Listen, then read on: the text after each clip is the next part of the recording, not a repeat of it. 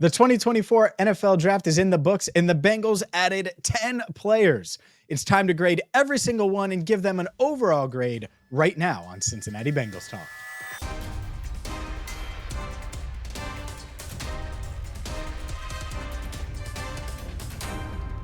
Hi again, everyone, and welcome into CBT. I'm James Rapien of BengalsTalk.com. Thank you so much for following along all weekend long throughout the draft. And if you missed any of our coverage, whether it's from Zach Taylor, Dan Pitcher, or Lou Anarumo, check it out. Plus recaps of each day of the draft. And shout out to you for watching and consuming all of our articles at BengalsTalk.com. And let's get into what was a busy, crazy couple of days for the Cincinnati Bengals at Paycor Stadium. A lot of people thought they'd trade up. They didn't trade up at any point. They added 10 players. Let's get to the grade, starting with first rounder, 18th overall pick, Amarius Mims. I like Mims a lot. People that have watched this channel know that pre-draft, I was of the opinion that he made a ton of sense at pick 18. He's who I mocked to the Bengals and what I would do mock and what I think they would do mock. And so naturally, I like this pick a lot. By the way, catch my one-on-one interview with Amarius Mims on Enter the Jungle on Tuesday night at 8 Eastern right here on CBT. But I don't know how you can't like this pick. A ton of upside. He has a chance to be the best tackle in the draft. He is a giant, all right? He's a giant that's athletic, that has all the measurables you could ask for, that should be a high-end pass blocker in the pros. And assuming, and we have no reason to believe that he's not going to work hard, assuming he works hard, not only does he have high upside, I think he has a high floor because he has physical traits that Jonah Williams will never have. And I'm pointing out Jonah Williams as the opposite element here, the other first-round pick, the most recent first-round pick they used on the tackle. But we could use Jackson Carman. We could use Cedric Abwehi way back in 2015. Whatever offensive tackle that you're comparing to Amarius Mims, well, they're not him. He's just different. He's built different. And if he comes in and he works hard, there's no reason why he can't be a good NFL tackle. And obviously he has the upside to be a great NFL tackle. The Bengals hoping that he can be this generation's Whitworth, this generation's Willie Anderson. And I'll stop it there because you don't want to compare to Anthony Munoz, but you get the point. And so this is an A grade for me. This is an A grade. We've talked about this so much. Protecting Joe Burrow, keeping Joe Burrow upright. You go get a guy who has a chance to be the best tackle in the draft. You get him at a value spot. And yeah, he's inexperienced, but when he did play, he showed the flashes of what he could be. And the reason I describe it as flashes is because it's 800 total snaps. And it isn't 1,800 snaps. If it was, he's a top 10 pick. He probably doesn't get by Tennessee at 7. And we're having a completely different conversation. So Amarius Mims, it's an A for me. No-brainer pick by the Bengals. And in round 2, they got Kris Jenkins, the defensive tackle out of Michigan. Look, he made a ton of sense. We mocked him as well. So 2 for 2 when it comes to the Bengals draft picks. But the reason why he fits is because he's an outstanding run defender, high character guy, captain. I think he's going to be a leader in that defensive, on that defense, not even defensive tackle room. That's what I was about to say. To me, I think he's the Sam Hubbard of the defensive tackle room. He's going to come in and help establish a culture, help right away, contribute right away. And maybe he has a little more upside than that, than Hubbard, who's a really, really good player, by the way. Second contract guy, has obviously made not only a lot of money, but made a difference in a lot of these big games. So if you get that, you take it all day long. And I think Kris Jenkins could certainly be that. Plus, he has an awesome nickname, The Mutant. The Mutant gets a B+. Love the player, and I think he fits perfect. By the way, if I had to guess the Bengals board, I think they had Johnny Newton, and then it was Kris Jenkins as their targets for day 2, who they wanted. They wanted to get defensive tackle help early on day 2, and they got it with Kris Jenkins. Makes a ton of sense. I think they had him ahead of Ruka Row, Braden Fisk, all of those dudes that went actually ahead of Jenkins. Round 3, Jermaine Burton. This is the one that surprised me, and I'm kicking myself that I didn't talk about him more because from a football standpoint, he does everything the Bengals want. He can play the slot. He can play outside. He's explosive. Averaged 20.5 yards per catch last season, 18+ yards per catch in 4 seasons in the SEC. And so whether it's being an explosive slot and gives them that downfield threat, whether it's playing outside and allowing Jamar Chase to play in the slot more, He can do all of that. He fits perfectly. And man, oh man, are there it's high upside, Doug Baldwin upside. It's Terry McLaurin upside for this guy. And I think if character wise, if he can be mature, which is obviously a big question mark, he would have been probably a day one pick if there were no questions about his character. Certainly round 2 wouldn't have been on the board here. If he can do that, then his floor is pretty high. His football floor. I think he's just that talented. No drops last year. Huge hands, strong hands, can catch away from his body deep downfield. Natural tracking the ball. Like I said, can move all over. The Bengals weren't in on all of these receivers. Like I talked a lot about Troy Franklin. I don't think they were in on him because he can't get off a press the same way Jermaine Burton can. Didn't face it. These free releases that you're getting at Oregon, you're not getting in the NFL. And so Burton makes a ton of sense. I like the pick. There is some risk involved for sure. The character stuff. I didn't think they would take Burton. I didn't think he would be high on their board. He clearly was. And I think that a B plus is a fair grade. They're above average grade. There is some risk involved. So it's not an A, but certainly a B plus because I like the swing and I think it could pay off big time for the Cincinnati Bengals. By the way, speaking of risks, I think they were in on T'Vondre Sweat at pick 80. If T'Vondre Sweat had fallen there, something I got wrong pre-draft. I thought they'd be out on Sweat. I don't think they were out on Sweat. I think they were in on Sweat. Obviously, Brian Callahan and the Titans took him 38th overall. But to me, if he had been there at 80, they would have probably taken Sweat and then sweated it out to 97, hoping Burton were still there. The other element there, and obviously he didn't even get close to 80. I don't think they would have taken him at 49, by the way, for those wondering. They had Jenkins higher. I'm not sure Sweat was on their board or in consideration in round 2. Round 3, different story, especially because they took a defensive tackle. We'll get to the nose tackle, McKinnley Jackson, in a second. The other guy to pay attention to there was Jalen McMillan out of Washington. So I think that's where they were at. I think Sweat would have probably been the pick at pick 80. Doesn't fall nearly as far as a lot of people, including myself, thought.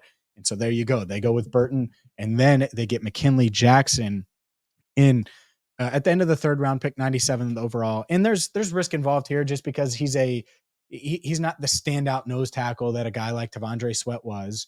He showed flashes for sure of being a game-changing nose tackle, but it's hard to find a 330-pound guy that's going to clog up the lanes. And so I get it. They had a higher grade on him than some of these other guys. Felt a little early for me. And so I think this is an average 3rd-round pick, which average, by the way, is a C. I'll give McKinnley Jackson a C. Erick all in the 4th round. I love the upside here. I do. I think he's got the physical tools, 6'4", 250, can obviously catch at a high level, has good ball skills, moves really well from a route running standpoint at tight end, is comfortable blocking, can get to the 2nd and 3rd levels blocking, which the Bengals haven't had a guy that can pass, catch, and block the way Erick all can. The question is health, and it's a huge question. Had a serious back surgery a couple of years ago, recovered from that, was productive after transferring from Michigan, where he was a captain, to Iowa last year, but then he tore his ACL in October. So he's a Fairfield High School alum, Cincinnati native, so he stays home, gets to catch passes from Joe Burrow. I think this is a great situation, but the health just bumps it down some. I love the upside swing, I do, but this is an average 4th-round pick. We did have him in the mock, so we mocked 3 out of the 10 players the Bengals picked, but we had him in round 5. Ultimately, it doesn't matter. If he can stay healthy, I think he's going to be productive, and this is going to be a heck of a pick. But health is a major, major question mark, which makes this an average 4th-rounder. I give it a C as well. Josh Newton, the cornerback out of TCU, they took him in the 5th round. This is a C+ for me. Average speed, average height, but man, is he physical. He was productive, has good ball skills, 7 interceptions, had 30+ tackles in each of the past 3 years, played in big games.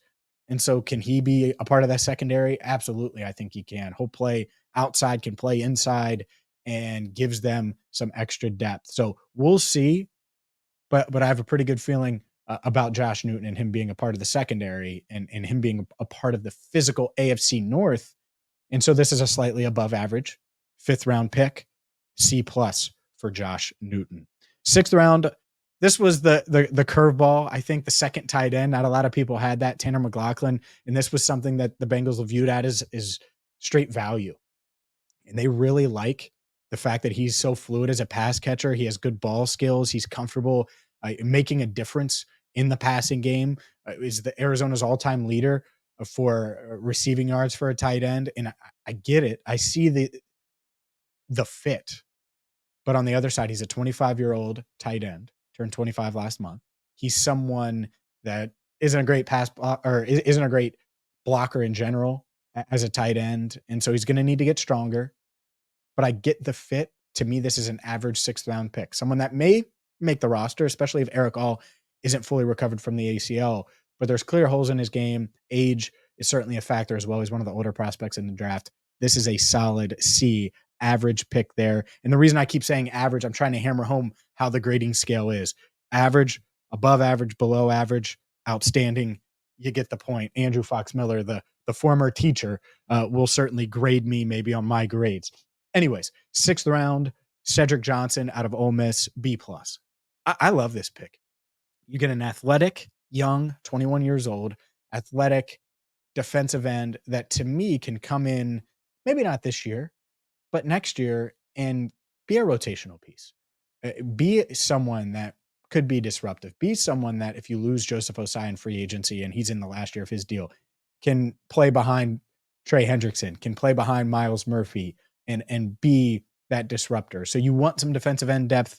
I like the pick of Cedric Johnson here. Makes a lot of sense. He was disruptive at Ole Miss, flashed, and so can Marion Hobby get a bit more out of him so he can grow in the pros. We'll see about that. He is going to be joined by a fellow teammate, Daijahn Anthony, the defensive back out of Ole Miss, probably going to be in the safety room, but I think he'll get some looks at nickel as well. Special teams is going to be where he makes his hay, so to speak, as a rookie. Can he force the Bengals' hand, be valuable enough to make the roster? That's the question mark.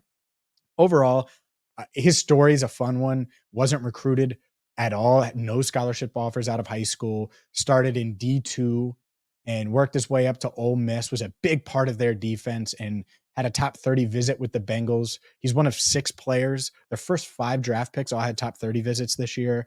Anthony was a 6th one that had a top 30 visit with the Bengals. And so I think they look at him and they say, yeah, man, he can be a contributor on special teams. He may be able to contribute as a nickel cornerback and certainly in the safety room. Probably long odds to make the roster, but certainly someone that they liked during this process. And since they didn't trade up at any point, you might as well draft Daijahn Anthony. C+ grade for me for Anthony in 7th round. We're at the end here. Matt Lee, the center from Miami. I love this pick.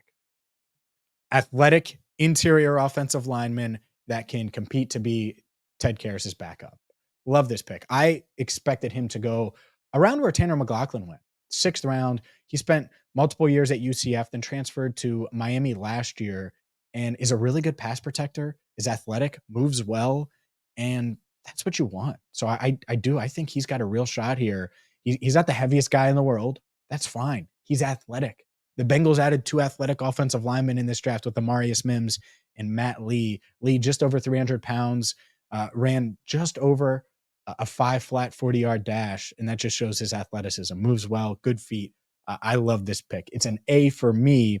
And overall, look, the Bengals, they added in the trenches 5 trench picks. They added weapons, a receiver and 2 tight ends. Was surprised that they didn't necessarily address running back in the draft, especially because they didn't trade up or anything like that. Not shocked that they added 2 defensive backs.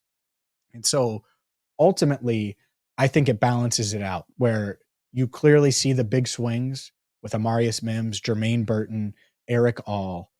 Even if you hit on 2 of the 3 and you get your offensive tackle of maybe the present at some point this season, but certainly the future, and he becomes a dominant Pro Bowler, which I think is pretty realistic to have expectations at that level where he can be a Pro Bowl right tackle in this league. And Burton becomes this downfield threat that who knows what he develops into, but I think can be a piece that helps right away. I think they got guys that are going to contribute right away and also have pretty high ceilings. And we'll see about Erick All. I love Kris Jenkins, probably the safest pick in the draft. I think he's going to be really, really good and really, really good right away where he contributes. McKinnley Jackson is going to contribute right away. And if Erick All is healthy, I could see him contributing right away. So a lot to like about this draft. I'm going to give it a solid B. It was an above average draft, not perfect. There's certainly some risk in here. And that's the beauty of the instant reactions when it comes to these draft grades. If Burton hits and Amarius Mims hits and Erick All hits, or Kris Jenkins is better than I'm forecasting, which is still a really, really good player, we could look up and this could be an A+ draft in a few years. but the Bengals taking some big swings. We'll see if they pay off. We are going to have you covered all week long. Like I said, I sat down, actually stood up with Amarius Mims, the Bengals first round pick. Watch that interview on Tuesday night on Enter the Jungle right here at 8 Eastern. For Andrew Fox Miller, who grinded all weekend long here on Cincinnati Bengals Talk, and my guy Russ Heltman, who grinded at BengalsTalk.com. I'm James Rapien. Thank you so much for watching, paying attention to all of our videos, our draft recaps, all of our draft coverage, and we are just getting started. The offseason, well, it's in full swing, and we have a ton coming your way, starting with Enter the Jungle on Tuesday night. Until then, for Andrew, I'm James Rapien. Thank you so much for watching Cincinnati Bengals Talk.